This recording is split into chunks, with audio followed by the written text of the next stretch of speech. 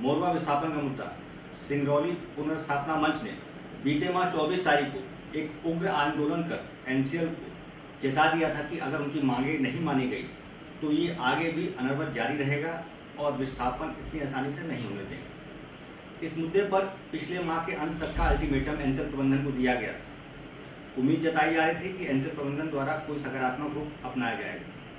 आज सिंगरौली पुनर्स्थापना मंच के पदाधिकारियों की बैठक एनसीएल सीएमडीओ के द्वारा की गई है और इस मुद्दे पर जानकारी देने के लिए हमारे साथ सिंगरौली पुनर्स्थापना मंच के प्रवक्ता राजेश जी मौजूद हैं। राजेश जी नमस्कार। नमस्कार मनीष जी। क्या सब हुआ आज बैठक में और इसके बारे में बहुत विस्तार से बताइए। आज पिछले 2 दिनों से हम लोग को एनसीएल के द्वारा बुलावा था। कल हम लोग राकेश कुमार जी के साथ बैठे थे और R&R के जीएम साहब हैं और लगभग उनसे 1.5 घंटे मीटिंग हुई। उसके बाद हम लोगों ने मंशा जाहिर की कि हमें सीएमडी साहब के साथ बैठना है, तो वो तत्काल सीएमडी साहब से बात करके और बड़े ही सकारात्मक रूप से हम लोगों की चर्चा हुई। और मैं सबसे पहले आपके माध्यम से इस मोरवा की जनता को धन्यवाद देना चाहूँगा कि जो आंदोलन बड़े ही सकारात्मक तरीके से हम लोगों ने किया है उसका असर अब दिखना शुरू हो गया है। एनसीएल के दिमाग में जो ये भ्रम कहीं ना कहीं कुछ लोगों के द्वारा डाल दिया गया था कि यहाँ की जनता यूनाइट नहीं है, तो जो हम लोगों ने अपनी यूनिटी दिखाई है तो उसका लाभ कहीं ना कहीं हमें मिलेगा, ये हमें आज पूर्ण रूप से विश्वास हो गया। तो मैं पहले तो आपके माध्यम से यह पूरी जनता को कहना चाहूँगा कि अब जहाँ भी और जिस प्रकार भी आह्वान होता है तो कृपया, चाहे वो किसी का मंच हो, मैं यह नहीं कहता हूं कि आप मेरे ही मंच के माध्यम के आह्वान से आप आएं, चाहे वह सिंगरौली का कोई भी मंच हो, कोई भी व्यक्ति हो, अगर वह विस्थापन के मुद्दे पर आपको बुलाता है तो तत्काल सारे कार्य छोड़कर आपको वहां जाना चाहिए और चीजों को खुद जाके समझना चाहिए कि आपके लिए जो व्यक्ति लड़ रहा है वह आपके लाभ की कितनी बातें करता है। आज हम लोगों ने जो सीएमडी साहब से चर्चा की, लगभग हम लोगों की बैठक 2.5 घंटे चली और पहली बार ऐसा हमें महसूस हुआ आज तक के एनसीएल के जो विस्थापन के मुद्दे पर हम लोग जितनी भी बैठकें किए, पहली बार हमें महसूस हुआ कि सिंगरौली की जनता की वजह से जो एनसीएल हम लोगों की तरफ पॉजिटिव होता दिख रहा है, तो कहीं ना कहीं हम लोग सफल रहेंगे। और लगभग 4-5 मुद्दों पे आज डिस्कशन हुआ और बड़ा हेल्दी डिस्कशन हुआ। लेकिन एक चिंता कहीं ना कहीं सीएमडी साहब ने भी जाहिर की कि जो एक मुद्दा भलुगढ़ जो आज पैंच फंस गया है, वह एक आदमी के पीछे 15 से 20 लाख का नुकसान कर रहा है। लेकिन उसमें भी सीएमडी साहब ने यह पॉजिटिव बात की कि मैं यह नुकसान अपने रहते हुए नहीं होने दूंगा। यह अच्छी बात है। तो कहीं ना कहीं हमको और आपको मिलकर भलुगढ़ को छोड़ना पड़ेगा, तब हम आगे बढ़ पाएंगे। क्योंकि भलुगढ़ के नाम पर जो आज के 10 साल पहले हमारी जनता को मिढ़ौली में 6 लाख से 8 लाख रुपए मिला था प्लॉट का, आज भलुगढ़ के कैलकुलेशन में अपने ही भाइयों ने कुछ गलत फीडबैक दे दिया कि आज वह पैसा 1,37,000 पर आके टिक गया। अब ऊपर बात करने पे कहीं ना कहीं जो ऊपर आला अधिकारी या मंत्रालय में लोग बैठे हैं उन्हें भी दिक्कत हो रही है कि आखिर 1,37,000 से हम कितना % ज्यादा इनको दें कि यह हमारी बातों से खुश हो जाए।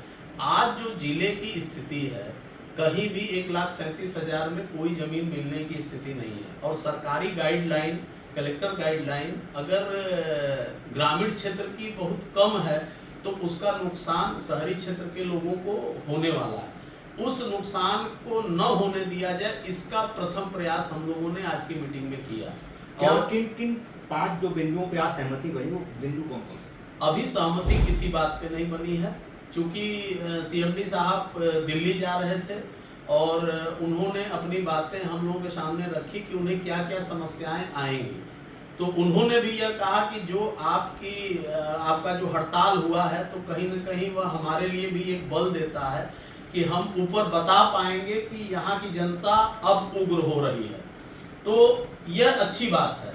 अब हमने यह भी सीएमडी साहब को बता दिया आज इशारों में कि सर हम लोग यही रुकने वाले नहीं हैं।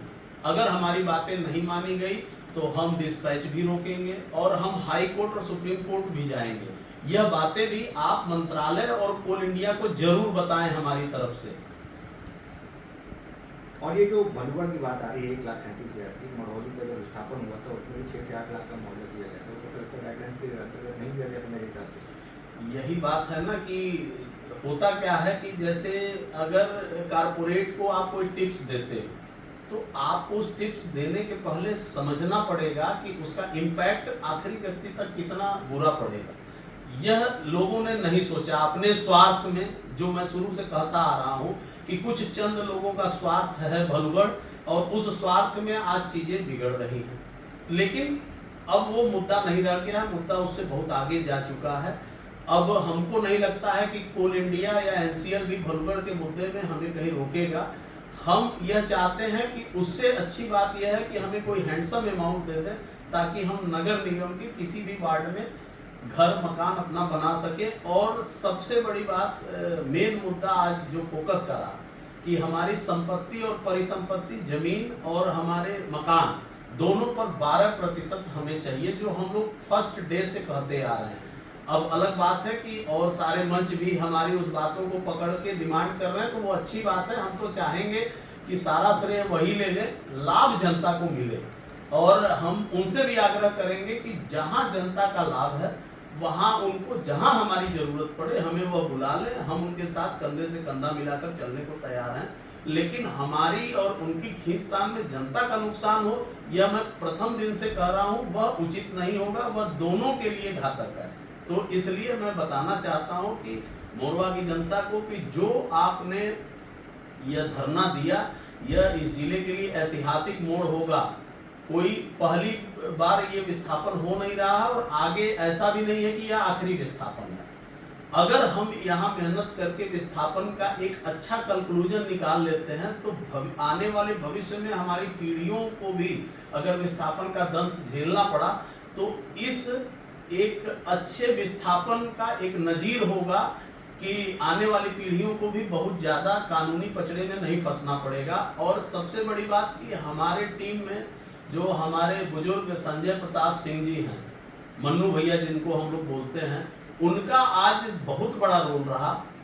वाकई में इस जिले में मुझे लगता है कि लैंड की जितनी जानकारी उनको है, शायद यहाँ के वकील लोगों को भी लैंड की इतनी डीप जानकारी एक्ट की नहीं होगी।